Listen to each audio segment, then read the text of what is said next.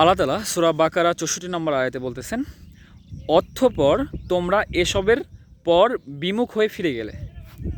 এসবের পর বলতে আপনার হচ্ছে আল্লাহ তাআলা যখন তুর পাহাড়টা মুসা আলাইহিস সালামের সম্পদের উপরে তুলেছিল, তখন তারা ভয়ে অঙ্গীকার করেছিল যে আল্লাহ তাআলা যা পাঠিয়েছে তা গ্রহণ করবে এবং আমল করবে।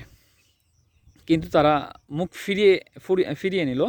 আর যদি তোমাদের ওপর আল্লাহর অনুগ্রহ ও রহমত না থাকতো বা হতো, তোমরা অবশ্যই ক্ষতিগ্রস্তদের অন্তর্ভুক্ত হতে। মানে আল্লাহ যদি অনুগ্রহ করে তাদেরকে ছেড়ে না দিতেন বা তাদের অঙ্গীকার গ্রহণ না করতেন, তাহলে দেখা যাচ্ছে ওইখানেই তাদেরকে মেরে ফেলতেন। এই বিষয়ে আল্লাহ তাআলা আবার ৬৪ নম্বর আয়াতে বলেছেন যে তারা অঙ্গীকার করছিল কিন্তু অঙ্গীকার পালন করেনি।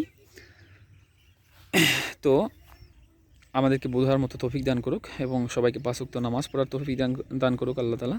আল্লাহ হাফেজ, সবাই ভালো থাকবেন।